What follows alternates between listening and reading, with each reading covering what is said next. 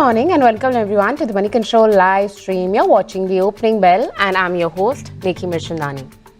But let's get going with the strategies, level and the top recommendation of the day with Ajit Mishra, the SVP-Technical Research, Religare Broking. Morning there. Yeah, good morning, Nikki. All right, how's the trade setup looking like and what's the strategy for the day? Do you think that 22,100 mark will be maintained or for that matter tested in the F&O expiry week? If that's the tested level, then what is the immediate support levels that we're looking at for the markets?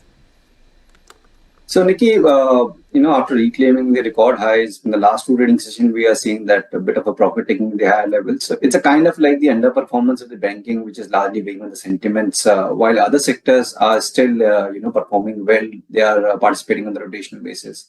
So until we see the decisiveness in the banking, I doubt that there'll be any meaningful momentum in the market. But yeah, the tone is likely to remain positive because we are still holding 21,900 that coincides with the 20 EMA. So as long as we are maintaining this level, one should continue with the buy on dips approach. When it comes to the intraday trade, any dip towards 22,100 definitely can be considered as buying opportunity, with 22,000 being the stop and 22,300 being the target area. But banking, I feel that one should refrain until we see the alignment within the private banking majors, especially the large cap names like SDFC, ICICI and XS. During the last 2 months, Nifty has been trying to get past that 21,130 level. Sure, only in this month we've seen that finally coming through. It failed during the first 2 months, first two times. Third time it just went far above that. Any sign of retraction from here on? Any trigger that you think can lead to immediate weakness? If yes, what is that immediate level that one can look at? And also there is some sign of perhaps now bottoming out, if I may put it that way, because promoters have been selling off their stake through the block deals, multiple block deals which have been taking place for the last 2-3 weeks or so, for that matter. Mid caps, for that matter, in the last 1 month have shown a bit of underperformance as compared to Nifty. How are you looking at it? So yeah, that's true that of late we started seeing that they are largely aligned with the index or underperforming for most of the days when it comes to the broader indices. But still we are seeing certain pockets they are holding strong. But as you rightly mentioned, that after the almost 8-9 months of outperformance, it is natural that we'll see some bit of a profit taking in the higher level. And that is what we are seeing in the broader indices. So for a time being now, as we are focusing largely on the index heavyweights for clues, in absence of any major event, the focus area should be on, the large mid cap names, instead of the counters which were witnessing a catch up move after this, 9 months of up move. So avoid laggards is something that we are advocating to our clients as well. And when it comes to index, the silver lining is the outperformance and the sustainability of the up move in the US markets. The US markets have been inching higher with every passing week. We have a fresh high, new milestone, 39,000 zone is something that we have crossed. So we expect, as long as we are not seeing any major reaction in the US markets, the tone is likely to remain on the positive side. But yes, the focus should be more on the large cap and the mid cap IT names, large mid cap IT names for a time being now. Okay, quickly, just very limited time on this one. Vodafone Idea, today there is going to be a board meeting and it's essentially the stock of the day.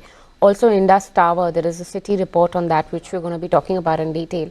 But your initial assessment on these two stocks, please. So yes, we are seeing noticeable traction in Idea for almost 3-4 months now, and of late we have retested the previous swing high close around 18.5. So once we manage to surpass this level, then short term, yes, it's a candidate that it might inch toward 22-24 levels also. But on the flip side, in case if it fails to hold 15.5, then this overall momentum might again fade away, and we'll again see profit taking, and the stock might again retrace towards 13. So as a trader, your stop should be strict at 15.5 if you have an existing trade. Yeah. Ajit, we're just going to come back to you in just a jiffy, and we're going to chat about Indus Towers too. But right now, let's address the markets open there for you. 22,100 mark has been held on to.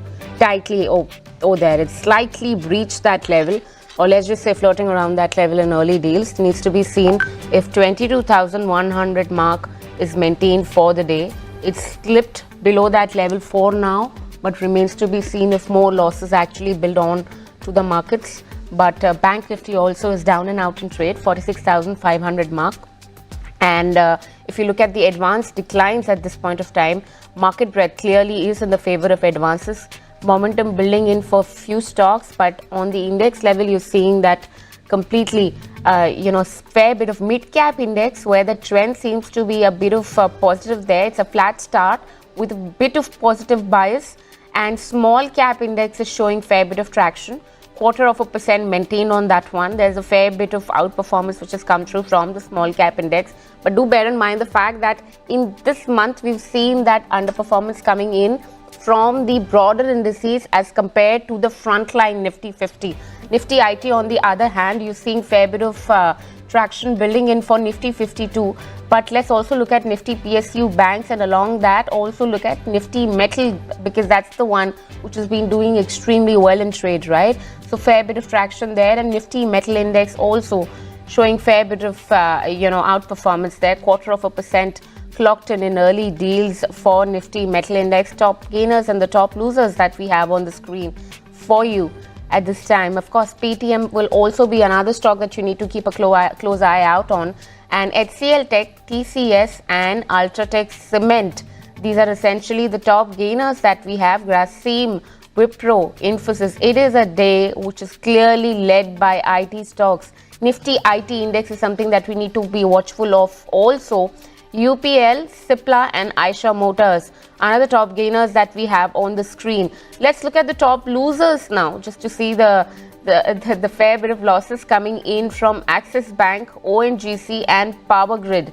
Well, these are the top losers on the screen right there. Reliance is perhaps getting onto the bit of pressure for the markets, and NTPC and DRL2 participating into the downturn for the market. So let's just say weighing down on the losses.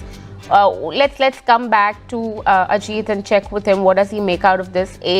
Let's pull up 197 communication, Paytm. There is a development which is related to that, but what's his view?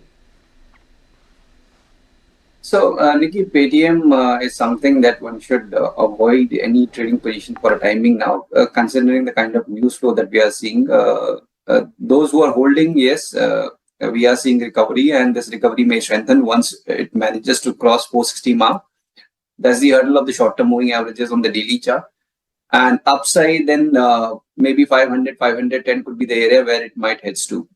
On the downside, since we are seeing excessive volatility, do maintain a stop at 415 if you have any existing trade.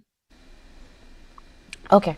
How about Indus Towers? We were also talking about that before we addressed in the market open. Why don't you, just let us know what kind of support resistance are we looking at that? Is there a buy at this level too? Go ahead.